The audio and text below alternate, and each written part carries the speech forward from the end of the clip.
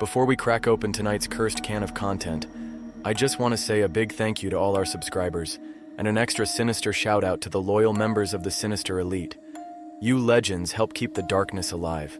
If you're enjoying the stories and want to take it a step further, hit that like button, make sure you're subscribed, and consider joining the Sinister Elite by clicking that join button below.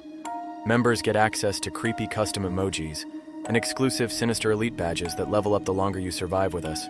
It's like loyalty, but spookier. All right, lights off, headphones in, and let's summon something we'll all regret.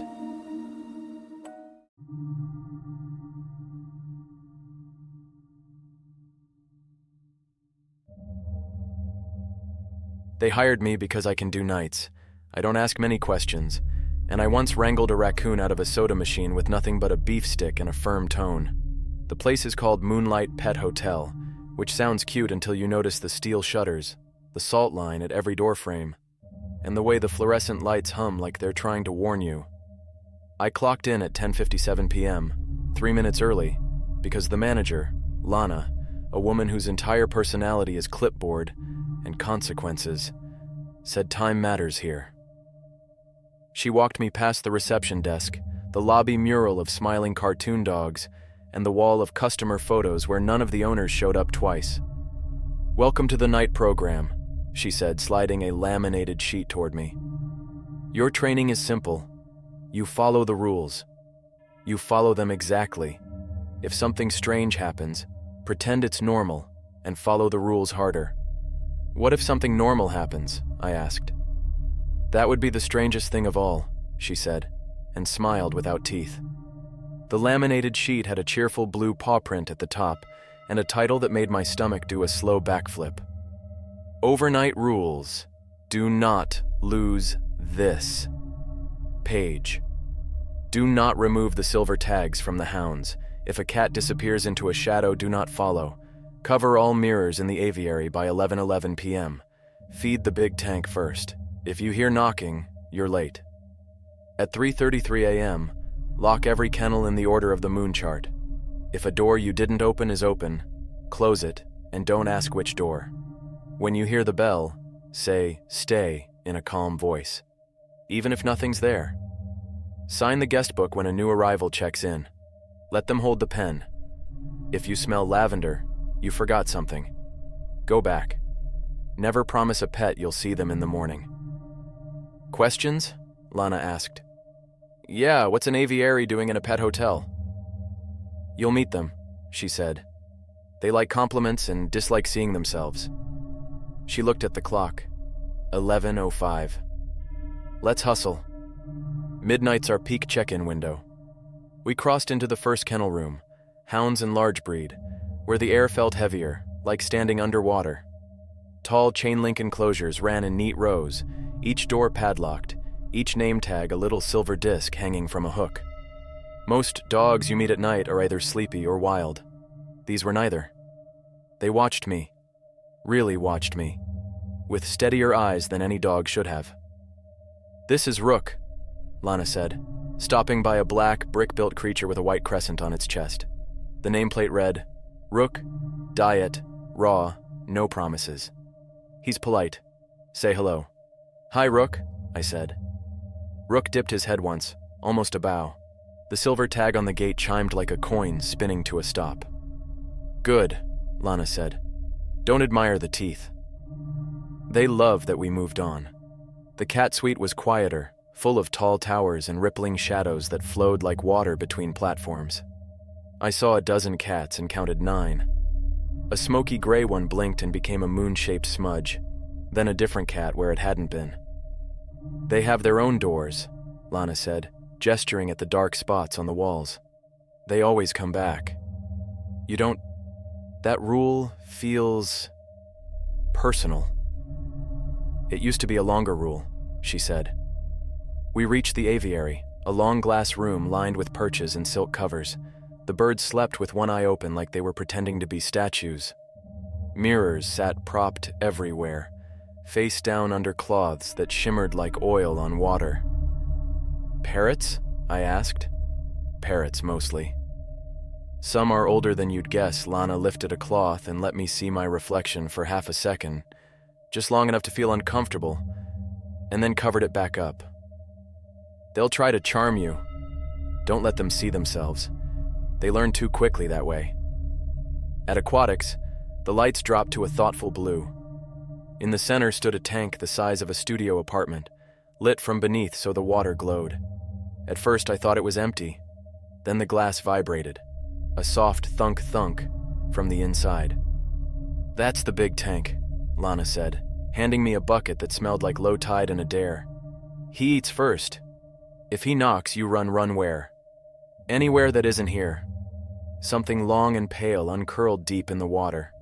Not a fish. Not a fish. We completed the lap and returned to the front desk, where a brass bell sat next to a pen on a chain. The bell rang on its own, just once. Far away, a door I hadn't noticed creaked shut. "Guest book," Lana said.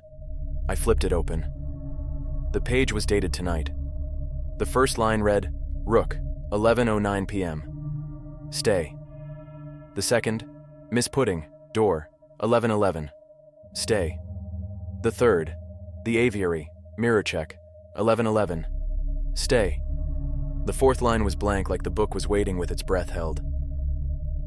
You'll be fine," Lana said, already halfway to the exit. "I'll be back at 6. If anything goes wrong, follow the rules harder." She paused. "And if you smell lavender, stop whatever you're doing." "What happens if I don't?" "You won't be doing anything else." The steel shutter behind the front window slammed down. Lana's keys jingled like a fairy tale. And then I was alone. I started with the aviary because looking away from the birds felt like a challenge. I counted cloths. 1, 2, 3, 13. A voice behind me said, "Nice tie." I looked down. I wasn't wearing a tie. "Nice tie," the voice said again, a perfect imitation of Lana's voice. Then, "You'll be fine." I turned slowly. A scarlet macaw blinked at me with the lazy boredom of an old god, its head tilted toward a mirror that wasn't covered. Just a sliver of glass peeking like a grin. "Rule 3, I reminded myself aloud, even though I didn't need to be reminded. I pulled the silk down, and the bird laughed, my laugh down to the nervous throat click. "Stay," I told the room, because the bell in my skull rang once. I signed the aviary, mirror check, 11:11, stay. The pen moved like it preferred someone else's hand. The air smelled faintly floral, lavender. I froze.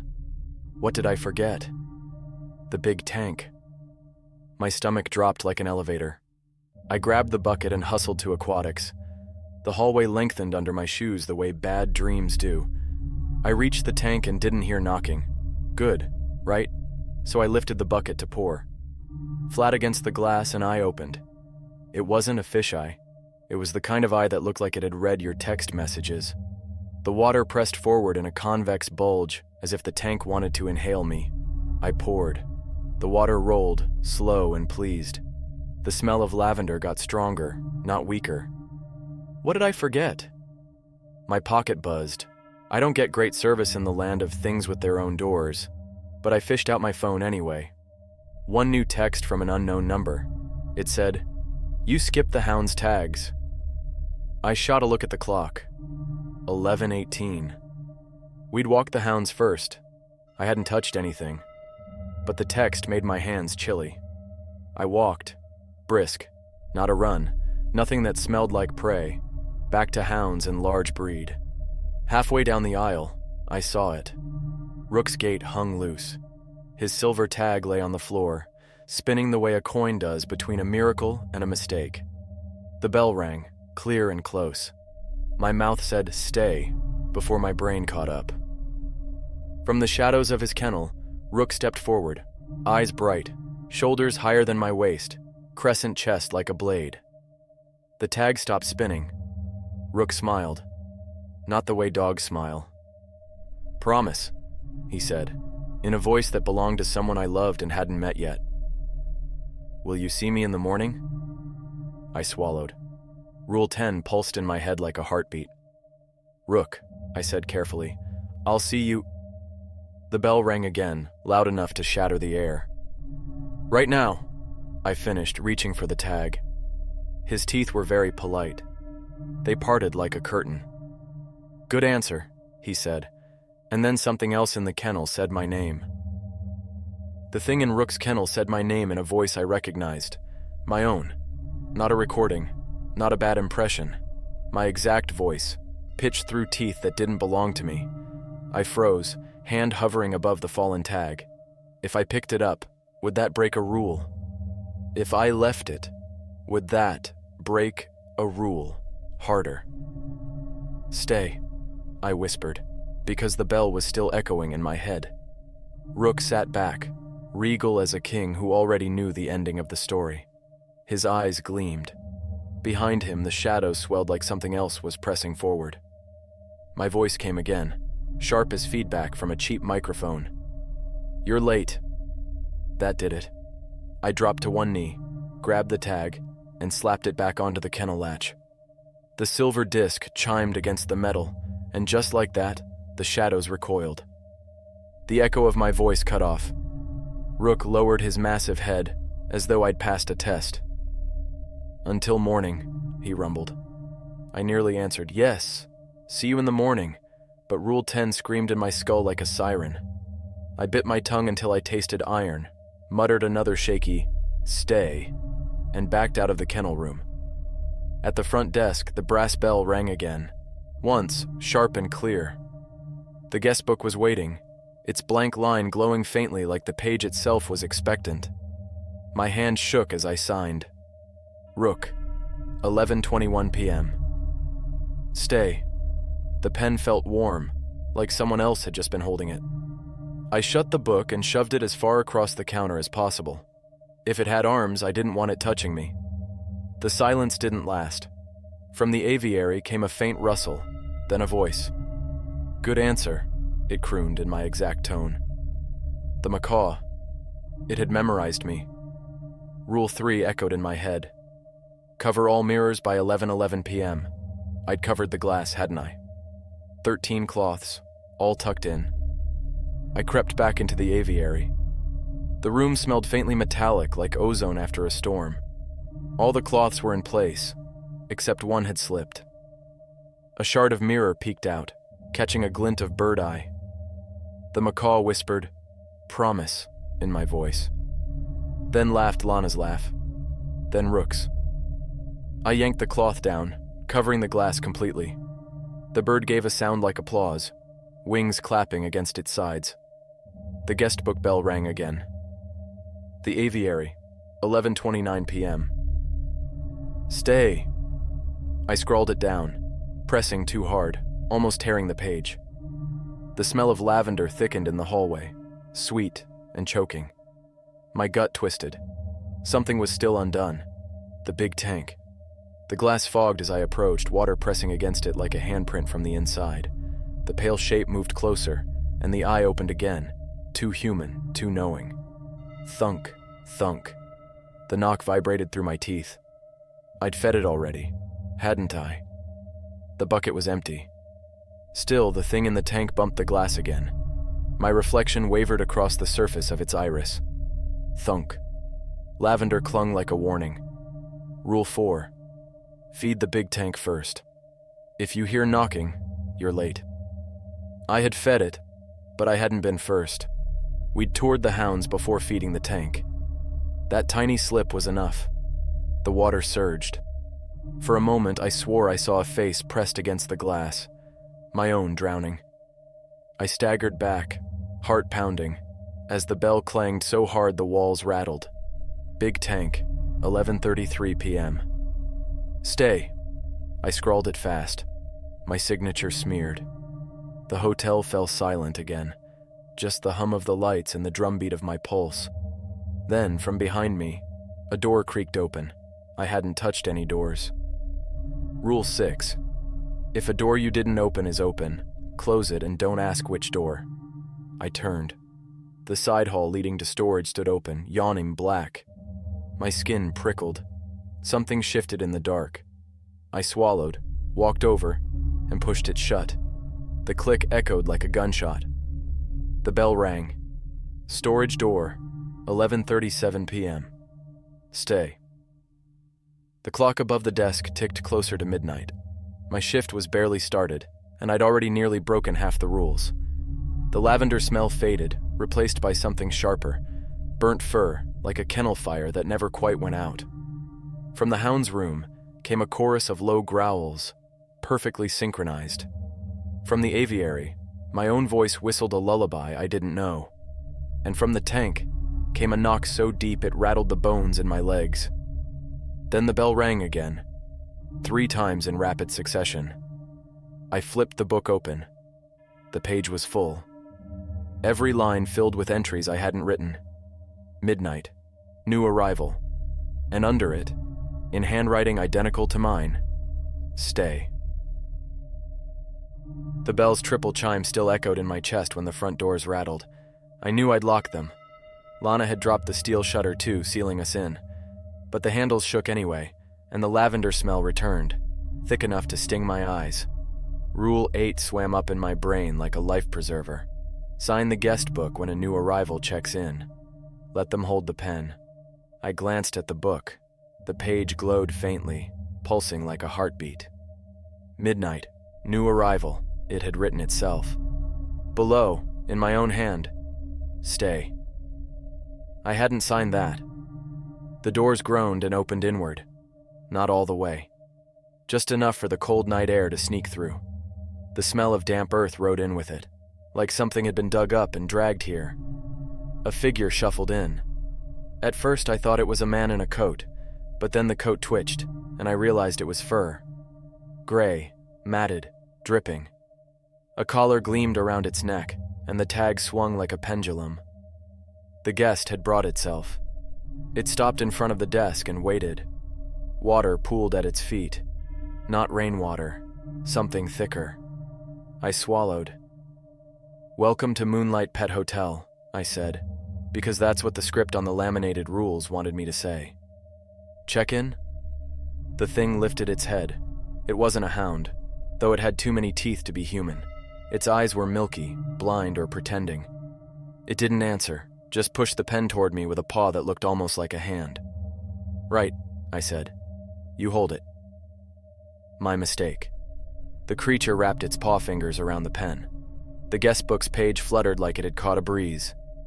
Letters scratched themselves into being. Name: Ashbell time, 12:01 a.m. Note: do not open his cage. Then the pen clattered down.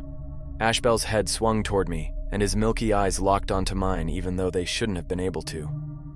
His jaw opened too wide and my voice came out. "Say it." I didn't hesitate. "Stay." The bell rang once, approving. Ashbell turned and padded down the hallway toward the kennels, leaving a trail of wet prints that steamed as though the floor itself rejected them. When I looked back at the guest book, a new rule had appeared, written in a different ink, darker than black. Rule 11. Never clean. Ashbell's cage. I didn't remember the sheet having 11 rules. The lavender smell drifted stronger, then cut off, sharp, as if a door had slammed inside the walls. I checked the laminated rules on the desk. They looked the same as before, 10 neat lines, ending with Rule 10. But when I blinked, I swore there was a faint impression under the last one, like the page was hiding what I'd just seen. Down the kennel hallway, every lock clicked shut on its own, except one. Ashbell's. It stayed wide open. I thought about going after him. Then I thought about Rule 11. Then I thought about Lana's voice, calm and merciless. If something strange happens, pretend it's normal and follow the rules harder. So I sat back at the desk. I gripped the pen in white-knuckled fingers, listening to the silence of the Hounds' room. Every dog was quiet. Too quiet, like they were holding their breath. The bell rang again. Not sharp, not demanding. This time, it was soft, almost playful. The guest book flipped itself to a new page, blank, waiting. And in the aviary, in my voice, The macaw whispered, "Promise him."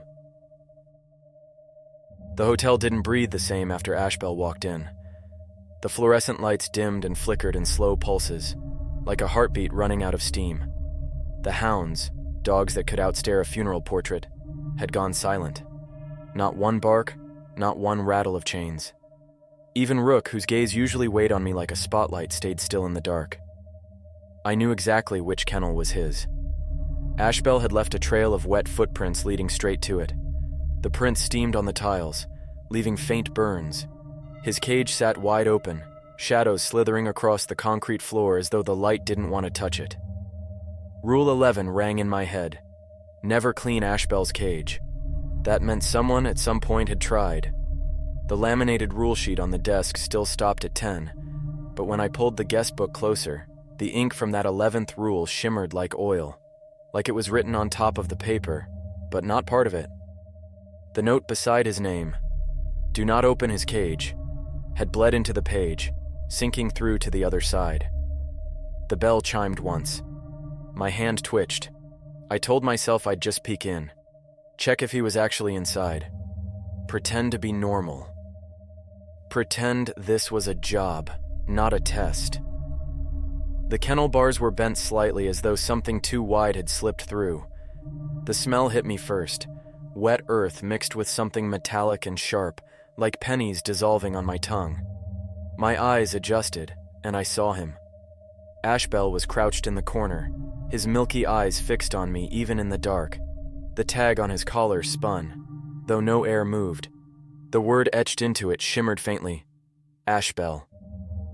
I took a step back, but his jaw opened, slow as a rusted hinge. My voice came out again. Closer. I shook my head. Stay.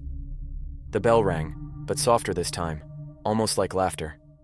Ashbell unfolded himself from the corner, impossibly tall now. His fur dripped, puddling at his feet. And though I couldn't see his teeth, I felt them. Rule 10 throbbed through me. Never promise a pet you'll see them in the morning. Ashbell's head tilted, and my voice purred through him again.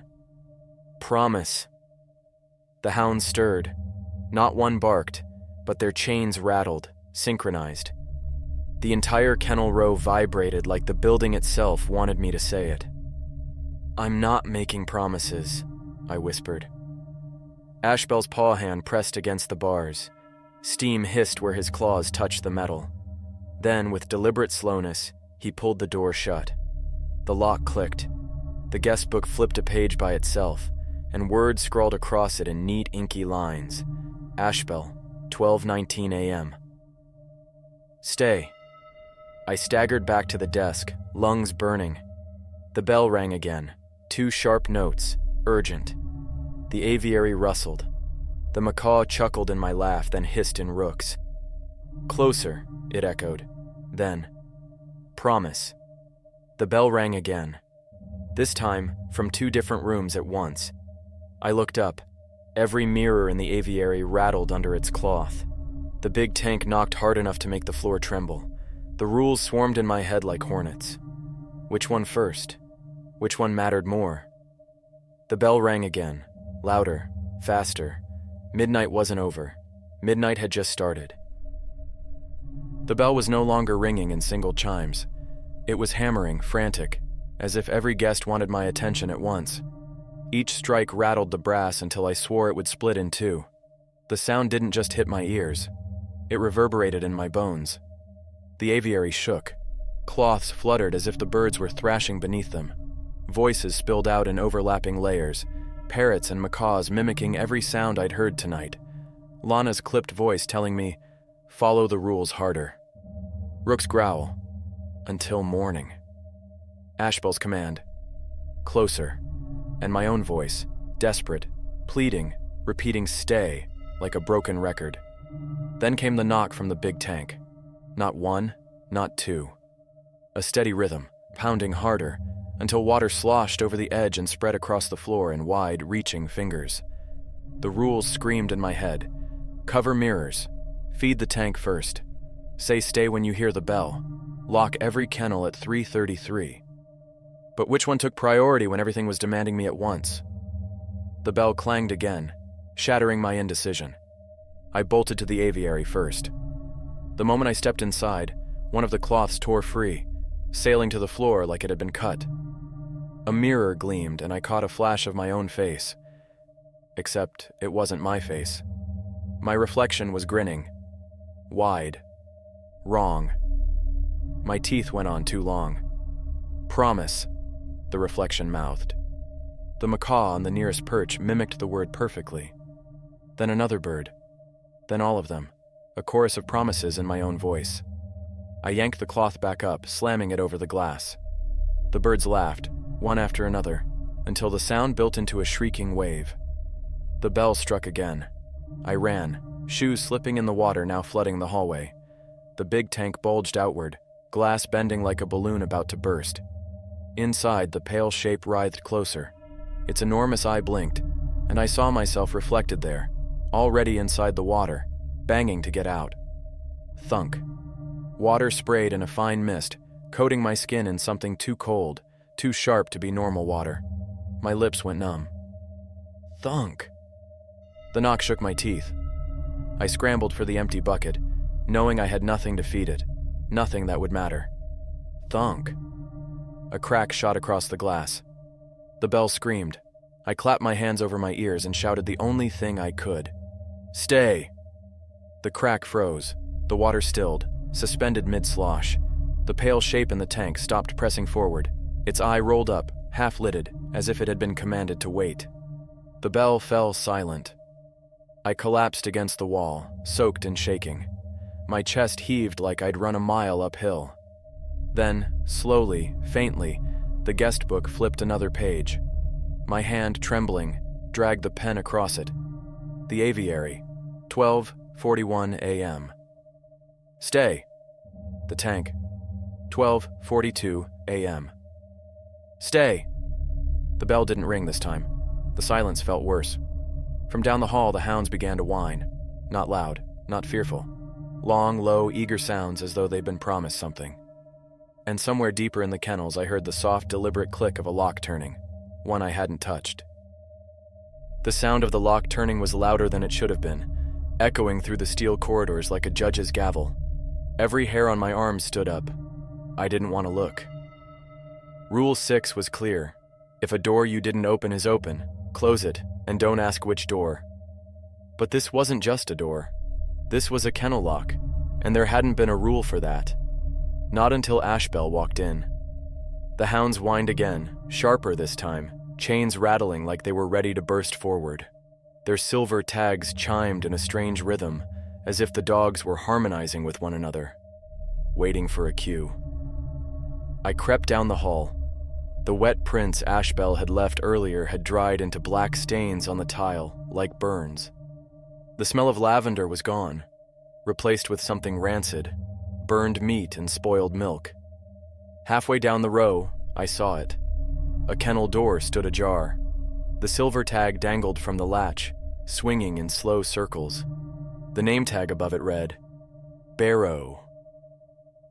I didn't remember passing Barrow on the first walkthrough. I gripped the bars and pulled the door shut. It resisted, like someone on the other side was holding it open. The chain links quivered in my hand. "Stay," I whispered.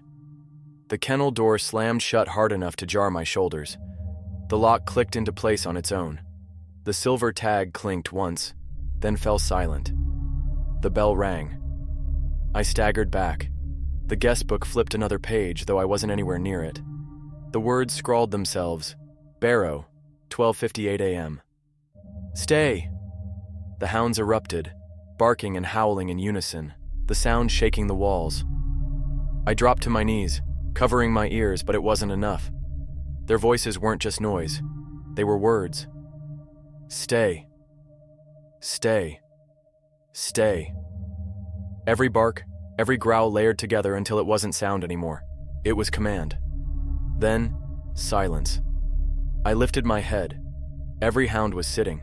Perfect posture, eyes locked forward. All except Rook. He wasn't looking at me. He was looking past me. I turned. Ashbell stood at the far end of the kennel row, pressed against the bars of his cage. His milky eyes glowed faintly now, the collar tag swinging faster than before. The puddle beneath him spread outward, steaming against the cold tile. And then, in my voice, he spoke over the silence. One more promise. The bell clanged 3 times in rapid succession, shaking the whole hotel. The lights went out. The lights died all at once, snapping the world into black. The silence afterward was alive, crawling, filled with tiny sounds I couldn't place. My heartbeat was too loud in my head, drowning out reason. Then the hounds began to growl. Low, deep, all together like an engine revving in the dark. Their chains rattled in time. The silver tags clinked with every movement, creating a rhythm that matched the pounding of the bell. Stay. The word throbbed in my skull. Not from me. Not from them, but from the hotel itself. A whisper slithered through the dark. My whisper.